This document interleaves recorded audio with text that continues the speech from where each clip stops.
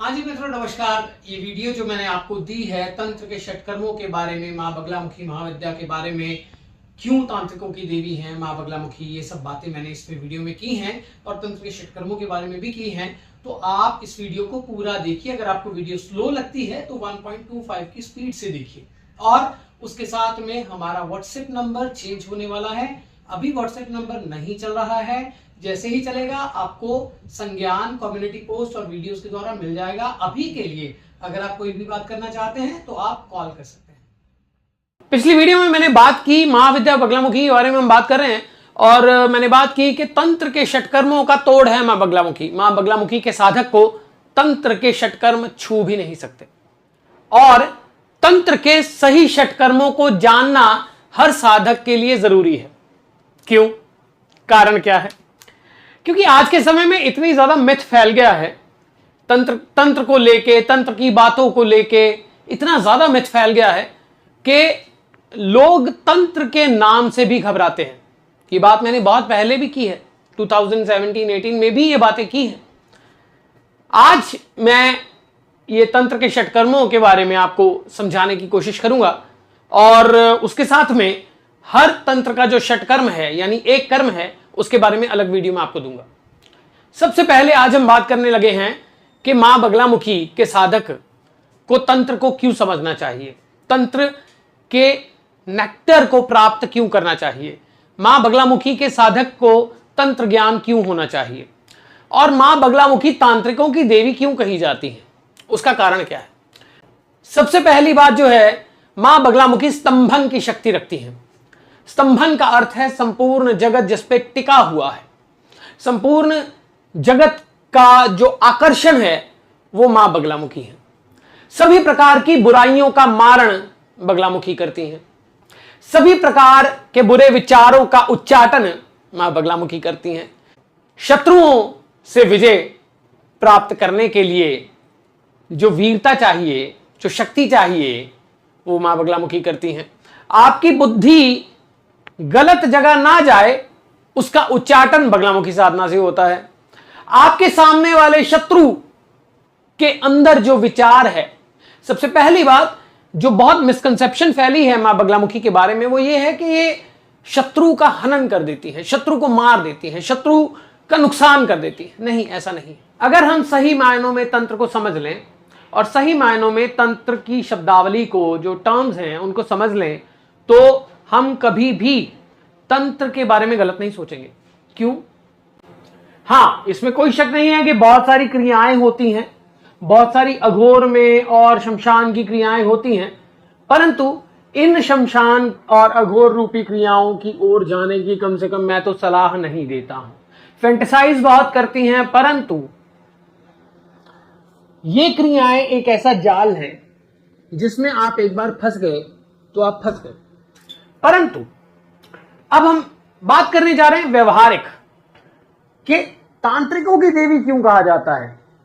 जब आपके अंदर वो शक्ति आ जाती है कि आप किसी पे अंकुश लगा सकते हो, आपके पास आधिपत्य है या फिर आप कुछ प्राप्त करना चाहते हो और वो आधिपत्य ही है, किसी न किसी तरह से शक्ति ही प्राप्त करना चाहते हो आप, तो वो एक सिस्टम है। तो तंत्र हर एक जगह है। मारण, मोहन, वशीकरण, उल्लीकन, विद्वेषण, उच्चाटन हर जगह है। बुद्धि की क्षमता से ही ये सब संभव हो पाता है और परम बुद्धि को प्राप्त करता है मां बगलामुखी का साधक। तंत्र की शक्ति का अर्थ है कि आपको मैनिपुलेशन भी आनी चाहिए, आपको शक्ति का एहसास भी होना चाहिए, आपको बात बदलनी भी आनी चाहिए, आपको बात से अपनी बात सही तरीके से कहने की शक्ति भी होनी चाहिए, वो वाक्पटुता भी आपके अंदर होनी चाहिए और किस प्रकार से आपको किसी आई हुई समस्या को डाइवर्ट करना है वह भी आपके अंदर क्षमता होनी चाहिए। और वो तभी हो पाती है जब आप तंत्र की व्यवहारिक टर्म्स को समझ जाते हो। मां बगलामुखी की साधना करने से ये सब चीजें आपके अंदर बुद्धि, मेधा, शक्ति, स्तंभन की शक्ति, अपने आप को प्रेजेंट करने की शक्ति, सौंदर्य, ये सब आता है। मारण तंत्र क्या है? मारण तंत्र किसी को मार देना, किसी के लिए ऐसी क्रियाएं कर देना जिसके कारण वह मर जाए, कुछ हद तक हाँ और कुछ हद तक नहीं। सबसे पहली चीज जो तंत्र का निर्माण हुआ था वह मानव कल्याण के लिए हुआ था।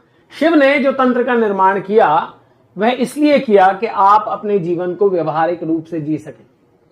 इसका अर्थ यह तो बिल्कुल नहीं था कि अगर शिव ने यह तंत्र बनाया है, अगर शिव ने यह तंत्र का रहस्योद्घाटन हमारे ग्रंथों के द्वारा किया है तो वो किसी के नुकसान करने के लिए था। नहीं, यह आंतरिक शक्ति है। यानी सबसे पहली चीज, अगर हम मारण की बात करें, मारण मंत्रों की बात करें, मारण तंत्र की बात करें और मारण क्रियाओं की बात करें, तो देखिए नेगेटिव और पॉजिटिव दोनों एक साथ चलती हैं। वेपन कोई भी है उसको नहीं पता कि गोली जो चलेगी वो रक्षा के लिए चलेगी कि भक्षण के लिए चलेगी। तंत्र भी वही गोली है। अगर आप तंत्र के व्यवहारिक रूप को समझ जाएं तो आप एक बात समझ लीजिए कि मारण तंत्र से आप डरेंगे नहीं। पहली बात, क्यों नहीं डरेंगे? क्योंकि व्यवहारिक रूप तंत्र का, मारण तंत्र का यह है कि आपके जीवन के अंदर जो भी बुरी स्थितियां हैं उनका मारण हो जाए, आपके अंदर जो बुरे विचार हैं उनका मारण हो जाए, आपके शत्रु के अंदर जो बुरे विचार हैं आपको लेकर उनका मारण हो जाए। इसका अर्थ ये बिल्कुल नहीं है कि आप किसी को मार देते हैं।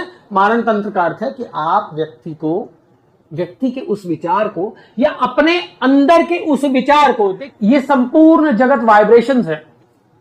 यथा पिंडे तथा ब्रह्मांडे, हमारे अंदर से जिस प्रकार की वाइब्रेशंस निकलेंगी, सृष्टि वैसी ही वाइब्रेशंस हमें अट्रैक्शन के रूप में दे देगी। मारण तंत्र का अर्थ है कि आप अपने शत्रु के उन विचारों का मारण कर दें। मारण तंत्र का अर्थ है आप उन ग्रहों की स्थितियों का मारण कर दें।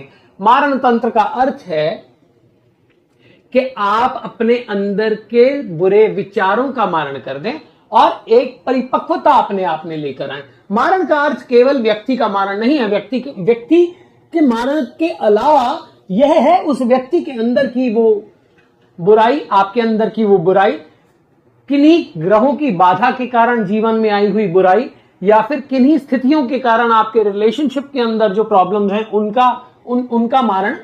मारण का अर्थ है कि आप उस स्थिति का मारण कर दें जिसमें कि महाकाली मंत्रों का, बगलामुखी मंत्रों का या इस प्रकार के मंत्रों का प्रयोग होता है।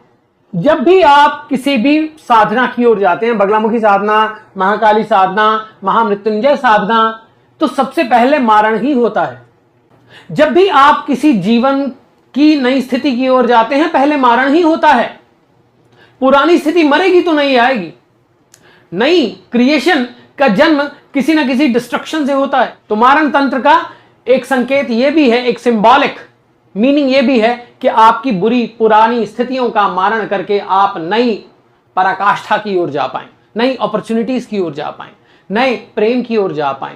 उन नेगेटिविटीज का नाश करके आप अपने जीवन की पॉजिटिविटी की ओर जा पाएं। तो यह भी एक मारण का भाग है और यह बहुत महत्वपूर्ण भाग है। आज के समय में तंत्र के नाम पर बहुत कुछ ऐसा चल रहा है जो कि गलत है और किसी को आप रोक नहीं सकते। आप अपने आप को चेंज कर सकते हो। मां बगलामुखी के नाम पे शत्रु मारण, शत्रु हनन, उसको ये कर दूंगा, वो कर दूंगा, इसमें कोई शक नहीं है कि बगलामुखी ब्रह्मास्त्र रूपिणी है, इसमें कोई शक नहीं है। परंतु बगलामुखी देवी हैं, देने वाली हैं, भगवती हैं, शक्ति हैं, मां हैं, धात्री रूपा हैं, परम ज्ञान की उत्पत्ति करने वाली हैं। आपके अंदर नई नई जो उत्साह भरी ऊर्जाएं हैं उनको जन्म देने वाली हैं। तो पहले सबसे पहली चीज जब आप बगलामुखी साधना की ओर जाते हो ना तो पहले मारण ही होता है। आपके अंदर की जितनी नेगेटिविटीज हैं, जितनी परेशानियां हैं, आपके रोग, आपके भय, आपके दुख, आपके शोक, आपके अंदर से निकल रही बुराई या बुरी वाइब्रेशंस, उनका नाश होता है बगलामुखी साधना के द्वारा। मारण तंत्र का अर्थ यह है। अब और भी बात करेंगे परंतु आज के लिए इतना ही। आपके प्रश्न आप जरूर पूछिए।